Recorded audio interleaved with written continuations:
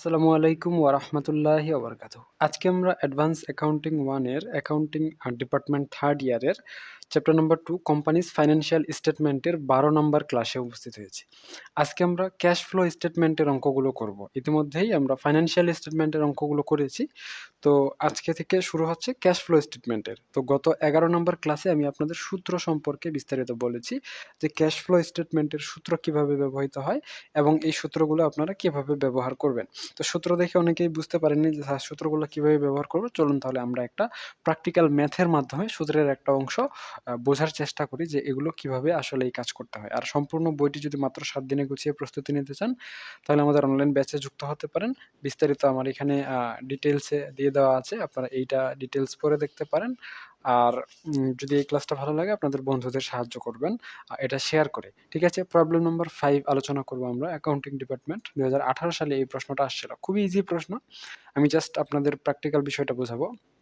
আমাদের বলছে আ অনেক তথ্য দিয়েছে। তথ্য দিয়ে আমাদের কি করতে বলা হয়েছে সেটা আমরা একটু দেখি। তারপরে আমরা আমাদের কাজ করব। সো এখানে বলা হয়েছে from the comparative balance sheet of Shahin company limited. Shahin company লিমিটেডের কম্পারেটিভ ব্যালেন্স শিট বা তুলনামূলক ব্যালেন্স শিট দেওয়া আছে। ঠিক আছে? বলা হয়েছে show the following changes in current assets.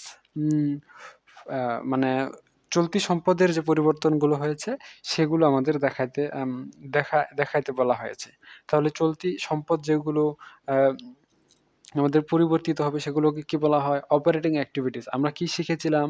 যে কারেন্ট অ্যাসেটস এবং current liabilities cash flow from operating activities এর আওতাভুক্ত হবে। তার মানে এটা আমাদের হচ্ছে cash flow from operating activities এর শুধু একটা অংশ নিয়ে কাজ করতে বলা হচ্ছে। ভালো কথা, এখানে অনেক তথ্য দিছে। তাহলে আমরা শুরু করি প্রবলেম নাম্বার 5 দিয়ে। আমি সহজ থেকে শুরু করতেছি যেন আপনাদের বুঝতে অসুবিধা না হয়। বুঝতে পেরেছেন? একবারে কঠিন অঙ্ক দিলে তো আপনাদের বুঝতে অসুবিধা হয়ে যাবে। তো আমরা জানি ব্যক্তি বা কোম্পানির নাম দিয়ে শুরু করতে হয়। আমাদের এখানে লেখা আছে কি? SHAHIN Shahin company limited. একদমই সহজ অঙ্ক। জাস্ট আপনাদের বোঝানোর জন্য এটা দিয়ে দিচ্ছি। কি করতে বলা হয়েছে? ক্যাশ ফ্লো স্টেটমেন্ট বের করতে বলা হয়েছে। তাহলে আমরা ক্যাশ ফ্লো স্টেটমেন্ট বের করি। তাহলে এখানে লিখি CASH cash FLOW flow STATEMENT cash flow statement. আচ্ছা, এটা কি ডাইরেক্ট মেথডে হবে না ইনডাইরেক্ট মেথডে হবে? আমরা কিন্তু শিখেছিলাম ক্যাশ ফ্লো স্টেটমেন্ট 2 মেথডে হয়। একটা হচ্ছে ডাইরেক্ট, একটা হচ্ছে ইনডাইরেক্ট। তো কখন ডাইরেক্ট কখন ইনডাইরেক্ট? যখন আমাদের প্রশ্নে কি দেওয়া থাকবে? নেট ইনকাম দেওয়া থাকবে। নেট ইনকাম যদি দেওয়া থাকে তাহলে ইনডাইরেক্ট মেথড। আর যদি না দেওয়া থাকে, যদি প্রশ্নে নেট ইনকাম না থাকে তাহলে ইনডাইরেক্ট মেথড। আর মানে প্রশ্নে যদি কোনো পদ্ধতির কথা উল্লেখ না থাকে তাহলে নেট ইনকাম থাকলে ইনডাইরেক্ট মেথড। আর নেট ইনকাম না থাকলে ডাইরেক্ট মেথডে অঙ্ক করতে হবে। তো আমাদের এখানে কি আছে না নাই আমরা একটু দেখি। আমাদের প্রশ্নে বলা হয়েছে account receivable decrease, prepaid insurance increase, হ্যাঁ, net cash flow providing activities the indirect method. এখানে ইনডাইরেক্ট মেথডের কথা বলা আছে। নেট ইনকাম বলা আছে কত? 25,000। তাহলে আমরা ইনডাইরেক্ট মেথড যেহেতু বলা আছে আমরা INDIRECT indirect method METHOD indirect method লিখে দিচ্ছি। সময়টা তো বলা আছে কি? সময় বলা নাই, তাহলে ফর দ্য ইয়ার ইনডেড লিখে দেব। For the year ENDED for the year ended 31st DECEMBER for the year ended 31st December. ঠিক আছে? এরপরে আমরা সুন্দর করে কি করে দেব? একটা ছক টেনে দেব। ছক টেনে দিলেই আমাদের কাজ হয়ে যাবে। তো এখানে আমরা অ্যাকাউন্ট টাইটেলস দিয়ে শুরু করি। ACCOUNT account TITLES titles. এখানেও আমাদের টাকা, এখানেও আমাদের টাকা। এতটুকু পর্যন্ত আমাদের ক্লিয়ার। আশা করা যায় কারোর কোনো সমস্যা নাই। এখন আমাদের সমস্যা যে জায়গায় হবে সেটা হচ্ছে শুরুটা কিভাবে করব। আমি বলেছিলাম আপনাদের 1 নাম্বারে কি লিখতে হবে? মুখস্থ হিসেবে লিখতে হবে CASH cash FLOW flow FROM from OPERATING operating AC activities cash flow from operating activities, এটা মুখস্থ লিখতে হবে, ঠিক আছে। তো cash flow from operating activities indirect মেথডে, cash flow from operating activities indirect মেথডে আমরা কি দিয়ে শুরু করব? নেট ইনকাম দিয়ে শুরু করব। তাহলে আমরা প্রথমেই লিখে ফেলি নেট, INCOME, নেট ইনকাম। দেওয়া থাকলেও নেট ইনকাম দিয়ে শুরু করব, না দেওয়া থাকলে বের করব। বুঝেছেন? তো আমাদের অঙ্কে কিন্তু দেওয়া আছে অ্যাজিউমিং নেট ইনকাম, মনে করে নেওয়া হয়েছে নেট ইনকাম হচ্ছে 25,000 টাকা। তাহলে আমরা 25,000 টাকা সরাসরি, এটাকে বলা হয় ফাইনাল কলাম, যেখানে আমি 25,000 লিখলাম, ফাইনাল কলামে লিখে দিলাম। এটাকে আগেরটাকে বলা হয় প্রাইমারি কলাম। এখন নেট ইনকামের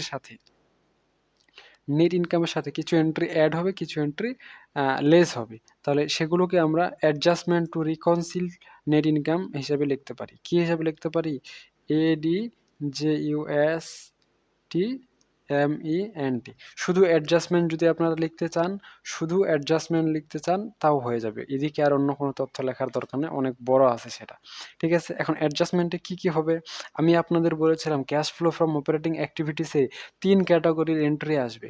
এক নম্বরে হচ্ছে মানে 2 ক্যাটাগরির এন্ট্রি আসবে, কারেন্ট অ্যাসেটস আর কারেন্ট লায়াবিলিটিস। এগুলো আবার 3 ভাগে বিভক্ত হবে। এক নম্বর হচ্ছে নন ক্যাশ এক্সপেন্স। নন ক্যাশ এক্সপেন্সের ভিতরে রয়েছে ডিপ্রিসিয়েশন এক্সপেন্স, অ্যামোর্টাইজেশন এক্সপেন্স। সূত্র অনুযায়ী আমরা একটু আমাদের প্রশ্নে দেখি আমাদের ডিপ্রিসিয়েশন এক্সপেন্স বা অ্যামোর্টাইজেশন এক্সপেন্স আছে কি না। আমরা দেখতেছি অ্যাকাউন্ট রিসিভেবল ডিক্রিজ হয়েছে, ইন্স্যুরেন্স ইনক্রিজ হয়েছে, ইনভেন্টরি ইনক্রিজ হয়েছে, আর অন্য কোনো তথ্য নাই। তার মানে এখানে আমাদের নন ক্যাশ এক্সপেন্স নাই। এরপরে 2 নম্বরে gain or loss on sales of assets and investment, বিক্রয়জনিত বা বিনিয়োগজনিত কোনো লাভ বা ক্ষতি থাকলে আমরা এখানে যোগ বিয়োগ করব। তাহলে আমাদের এখানে ইন্স্যুরেন্স আছে, হ্যাঁ ইন্স্যুরেন্স আছে, আর অ্যাকাউন্ট রিসিভেবল আছে, আর ইনভেন্টরি আছে।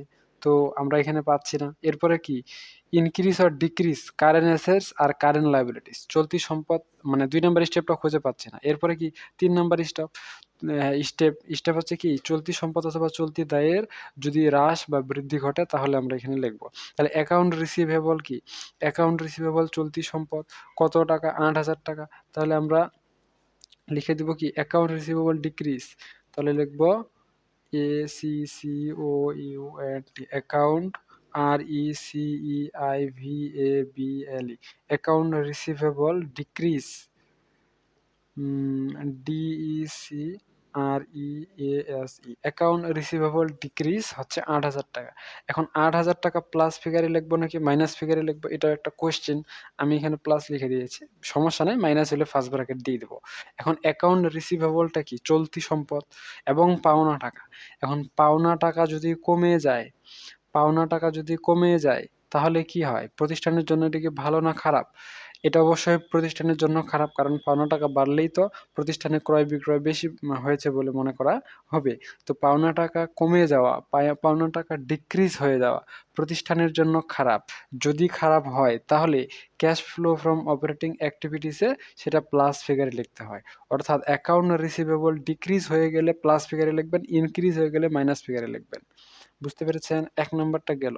2 নম্বরে আর কি বলা আছে দেখেন তো, যে প্রিপেইড ইন্স্যুরেন্স ইনক্রিজ। হ্যাঁ, প্রিপেইড ইন্স্যুরেন্স বৃদ্ধি পেয়েছে কত? 1,500 টাকা। তাহলে আমরা লিখব prepaid, PREPAID, prepaid insurance, INSURANC, prepaid insurance কি? Increase, INCREASE। প্রিপেইড ইন্স্যুরেন্স অগ্রিম বীমা কি হয়েছে? বৃদ্ধি পেয়েছে। এখন যদি বীমা বৃদ্ধি পায় তাহলে প্রতিষ্ঠানের জন্য ভালো না খারাপ? যদি অগ্রিম বীমা বৃদ্ধি পায় তাহলে প্রতিষ্ঠানের জন্য ভালো না খারাপ? তাহলে এটা প্রতিষ্ঠানের জন্য ভালো, কারণ যদি প্রিপেইড ইন্স্যুরেন্স বাড়ে তাহলে তো প্রতিষ্ঠানের সম্পদ বাড়ে যায়। প্রিপেইড ইন্স্যুরেন্স কিভাবে হয়? মনে করেন 1 মাসের 100 টাকা ইন্স্যুরেন্স, আপনি প্রিপেইড ইন্স্যুরেন্স আছে আপনার 500, ওখান থেকে হয়ে গেছে 800। তার মানে আপনার তো নগদ টাকার সেটা আছে, মনে করেন 500 জায়গায় 800 হয়ে গেছে। তো এখন 8 মাসের টাকা আপনার হচ্ছে স্টক অবস্থায় আছে, তো এটা তো প্রতিষ্ঠানের জন্য ভালো। যদি ভালো হয় তাহলে মাইনাস ফিগারে কত? 1500। যদি খারাপ হয়, প্রিপেইড ইন্স্যুরেন্স ডিক্রিজ হয়ে গেলে প্লাস ফিগারে হয়ে যাবে। এরপরে আরেকটা এন্ট্রি আছে কি দেখেন তো, বলা হয়েছে ইনভেন্টরি ইনক্রিজ 3,000 টাকা। তাহলে আপনারা লিখবেন INVENTORY INVENTORY, inventory INCREASE, inventory increase. এখন ইনভেন্টরি কি? চলতি সম্পদ, মজুদ পণ্য বা চলতি সম্পদ বৃদ্ধি পেয়েছে। তো চলতি সম্পদ যদি বৃদ্ধি পায় তাহলে তো ভালো। সম্পদ বৃদ্ধি পাওয়া কি ভালো? ভালো হয়ে গেলে কি হয়ে যাবে? মাইনাস হবে। কত হাজার? ৩,০০০ বলা আছে। আর অন্য কোনো তথ্য দেওয়া নাই।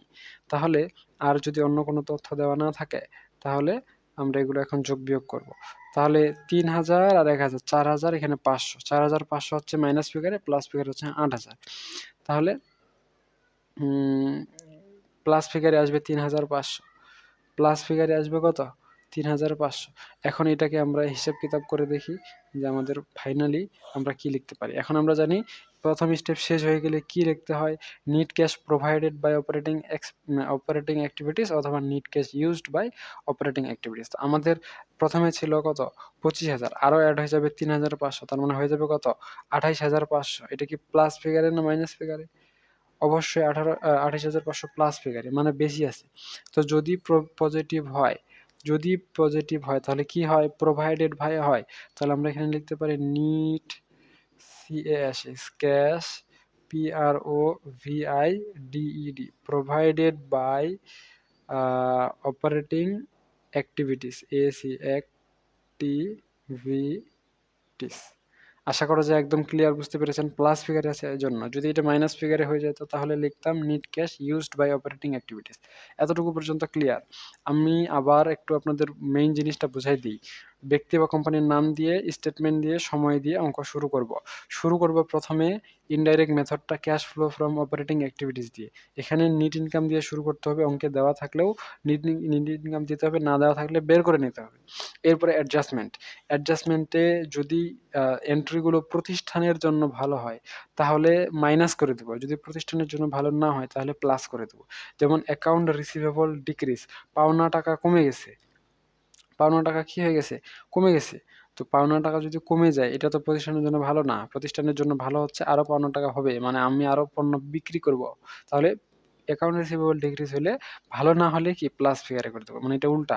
আর প্রিপেইড ইন্স্যুরেন্স ইনক্রিজ, মানে আমাদের অগ্রিম বীমাটা আরো বাড়ায় দেওয়া হয়েছে, মানে তো ওটা চলতি সম্পদ হিসেবেই আছে, প্রতিষ্ঠানের জন্য ভালো। ভালো হয়ে গেলে মাইনাস ফিগারে দিয়েছি। ইনভেন্টরি ইনক্রিজ হয়েছে, ভালো হইলে মাইনাস করে দিয়েছি। তো এখন প্লাস মাইনাস করে দেখতেছি পজিটিভ ফিগারে আছে net cash provided by operating activities. আমাদের প্রশ্নেই কিন্তু সেম কথাটাই বলা হয়েছে যে compute net cash provided by operating activities, মানে এটাই বের করতে বলা হয়েছে। আর পুরো প্রশ্নটাই বলেনি।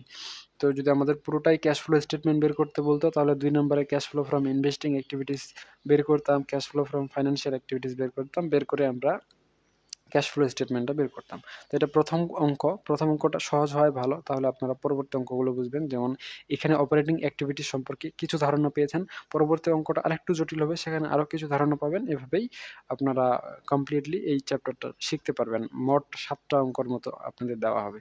তো ঠিক আছে, আজকে পর্যন্তই। সকলেই সুস্থ থাকুন, ভালো থাকুন, আর আমাদের সাথেই থাকুন। দেখা হচ্ছে আপনাদের সাথে নেক্সট পর্বে। ততক্ষণ পর্যন্ত খোদা হাফেজ।